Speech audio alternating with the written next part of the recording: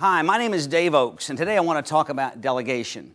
I would say about 80% of the managers and supervisors I see as I travel throughout the country don't delegate because they view it as an inconvenience rather than something that they should do to develop an employee. A few years ago, I did a seminar in Western Kentucky for a group of supervisors, and this one gentleman stood up in the course of the class and said, when you become a boss, he said, your career is over with. I said, what are you talking about?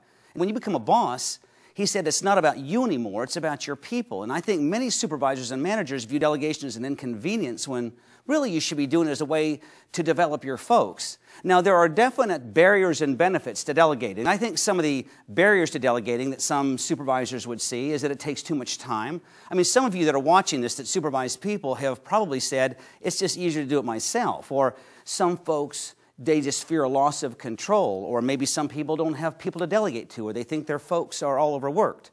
Now, granted, there are some people you're going to delegate to on a one-time basis, and some of the folks that you're going to delegate to actually want some more responsibilities and some more authority on the job. And that leads me to the benefits. The benefits of delegating is it can actually motivate an employee. As a matter of fact, there was a survey that I saw about a year ago, and they talked about what demotivates employees. Now, the interesting thing for managers and supervisors is they're always asking me when I do a leadership seminar, how do you motivate an employee? How do you want to get an employee to be a little bit better than they are? And they throw money at them. Or there's a book out by Bob Nelson called 1001 Ways to Motivate Employees. And they've got some great ideas in there, but I think one of the great benefits of delegating to people is some folks like to have a little bit of authority.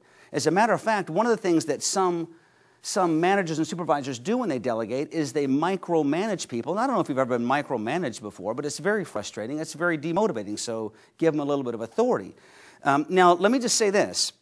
There are 5 things that a person can do to be a good delegator. The steps are fairly easy. The first step is to give clear instructions when you delegate to people. I think the clear instructions when you delegate need to be written down. The thing that is a little depressing to me as a motivational speaker sometimes is I was reading in a book, and they said that the average person that you're talking to mind wanders every 7 to 9 seconds when you're talking to them.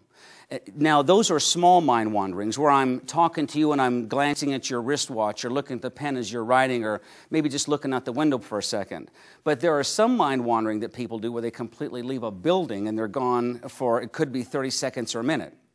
I mean, how many times have you folks actually given somebody something to do and you were talking to the person, but they actually looked sort of brain dead? You were talking to them, but there was no recognition in their eyes at all. That's probably because they were mind wandering. So when I talk about giving clear instructions to people, I don't mean you should be writing it down for the folks. I'm talking about the people that you're actually delegating to should be writing it down. Now, let me ask you this. If you're giving somebody something to do and they work for you, can you actually make them write that down? Or should you suggest that they write that down? Because there's different ways to delegate. There's actually 3 ways that you delegate. You can delegate down, which most managers and supervisors do, and that's when you're giving instructions to somebody that works for you. And you have to be nice about it, but they pretty much have to do what you say. Then there's delegating sideways, and that's when you're delegating to a coworker, and you can't really make a coworker do anything. You can only suggest it. I like to tell people, I don't know if you remember the show from the 1960s and 70s, but it was starring Monty Hall, and it was called Let's Make a Deal. The way you delegate sideways is you work with a coworker and you do each other favors. And then delegating up to your boss is not actually giving your boss something to do. When you delegate up to your boss, what you're doing is asking your boss to reprioritize your day. I'll be happy to do it. I mean, have you ever been overloaded with things at work where you had 3 things to do and they want them all done at the same time? How do you get them all done?